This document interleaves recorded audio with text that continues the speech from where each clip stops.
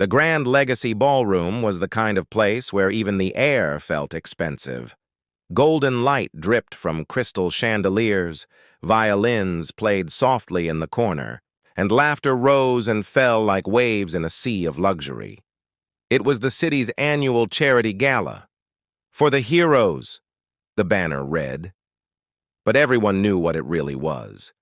A show. A performance of generosity where the wealthy pretended to care and cameras caught every carefully practiced smile. Men in tuxedos discussed business deals disguised as donations. Women in shimmering dresses compared jewelry and husbands. The piano in the center, a Steinway worth more than most people's homes, sat untouched, gleaming under the spotlights. Then, the double doors at the back creaked open. At first, no one noticed. Then a murmur rippled through the room. A man stood there, tall but thin, wearing a worn-out army jacket. His hair was matted, his face unshaven, his boots dusty and cracked. He looked like a ghost who'd wandered into the wrong world. The laughter faltered. The violinist stopped playing. Every eye turned toward him. One of the guards moved instantly, whispering harshly, "Sir, this is a private event. You can't be here." But the man didn't move. His voice, rough and raspy like gravel, cut through the silence. "I'm sorry. I just wanted to ask if I could play the piano." "For food!" The room exploded in laughter. A few people clapped mockingly. Someone near the buffet said loud enough for everyone to hear, "Play the piano? He probably can't even read music." A waiter smirked. Another guest took out his phone and started recording. In a corner, a woman in pearls whispered to her husband, "This is exactly why they should keep people like that off the streets." The host of the gala, a large man with slicked-back hair and a permanent smile, finally stepped forward. His voice dripped with arrogance. "Well, folks, looks like we have tonight's entertainment. The brave soldier wants to earn his supper." He turned to the man and said mockingly, "All right, hero. You play us something good and maybe we'll find you a sandwich. Deal?" The homeless man didn't answer. He just nodded. Slowly, he walked toward the piano. The crowd parted, whispering, laughing, waiting for him to make a fool of himself. He reached the piano and ran his hand across the glossy surface. His fingers, calloused and dirty, looked out of place on the polished keys. He sat down quietly. Someone muttered, "He's going to break it." Another chuckled. "This is going to be good." The host crossed his arms, smirking. "Go ahead, maestro. Let's hear what you've got." For a long moment, the man didn't move. His shoulders trembled slightly. His eyes closed. It looked as if he was trying to remember something, or someone. Then, his fingers lowered gently onto the keys. A single note rang out, soft, pure. Then another, and just like that. The laughter stopped. The first notes that left the piano didn't sound like something played. They sounded like something remembered. Soft. Hesitant, almost fragile. But there was a kind of beauty hidden in that fragility, like a voice trying to speak after years of silence. Every head in the ballroom slowly turned back toward the man in the army jacket. The laughter, the whispers, the arrogance, all of it melted away with every note he played. The melody began to grow. What started as a gentle hum deepened into something powerful, haunting. The music carried stories, ones no words could ever tell. Each chord struck like a heartbeat. You could almost feel the battles he'd seen, the nights spent under cold skies, the brothers he'd lost, the pain he'd never spoken aloud. The piano became his voice, his confession, his soul poured out in sound. The host, who moments ago had been smirking, now stood frozen. The phone that someone had been recording with slipped from their hand, hitting the marble floor with a sharp clack, but even that didn't break the spell. A woman near the front clasped her hands to her chest. Her mascara ran, but she didn't care. Every note seemed to reach out and touch something deep inside her, something she'd forgotten existed. The man's hands moved faster, his body swaying with the rhythm.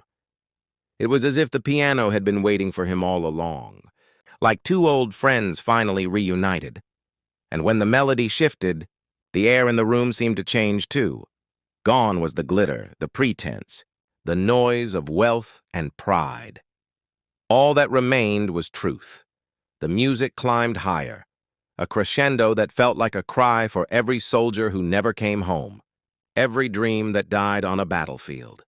Then it fell again, softer now. Tender, trembling, full of love and loss. For a moment, even the chandeliers seemed to shimmer differently, as if they too were listening. The guards who had been ready to throw him out stood motionless. A waiter, still holding a tray of glasses, had tears running down his face. No one spoke. No one moved. The melody finally slowed, each note lingering a little longer than the last, like a heartbeat fading into memory. Then came the final chord, low, gentle, almost a whisper. Silence followed, a silence so deep it felt sacred. The man sat there, his finger still resting on the keys. He didn't bow. He didn't look up. He just stayed there for a few seconds, breathing, existing, as if afraid to break the spell himself. When he finally lifted his hands, his shoulders sagged. The spell broke, but the silence remained. No one dared to clap, because clapping would have felt wrong. Too small! Too shallow. A woman's voice trembled from the back, barely more than a whisper. Who is he?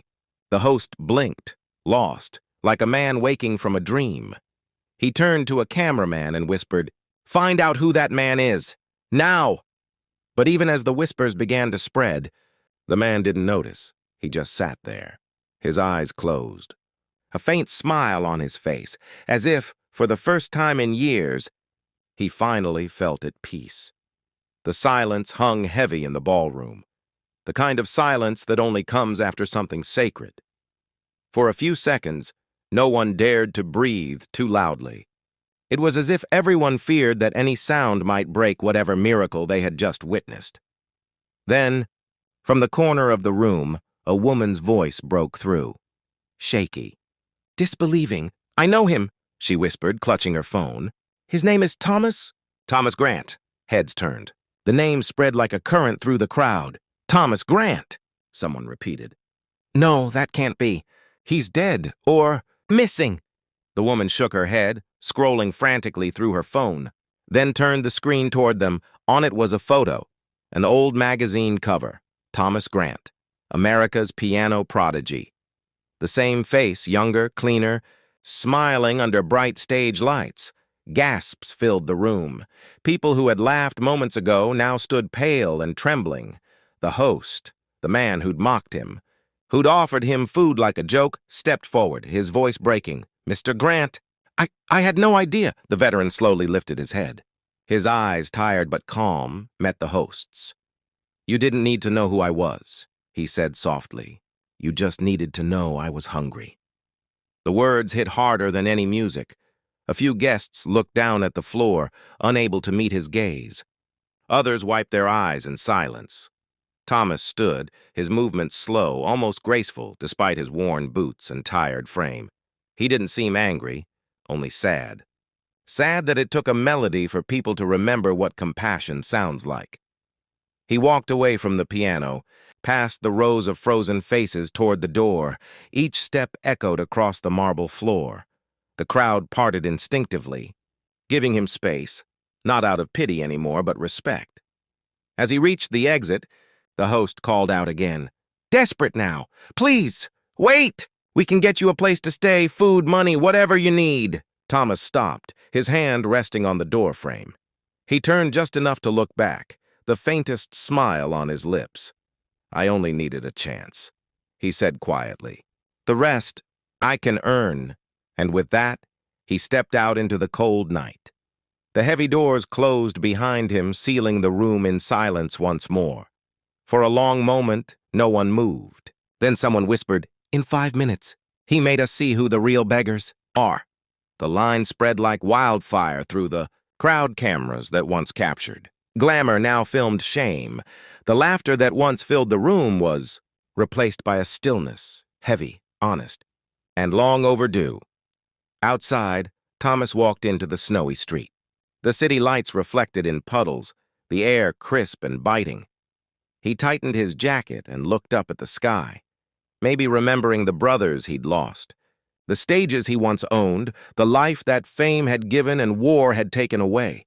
But for the first time in years, he wasn't invisible. For the first time, someone had heard him, truly heard him. Somewhere inside, the piano still echoed, the melody of a man who had nothing left, yet gave everything in a single song.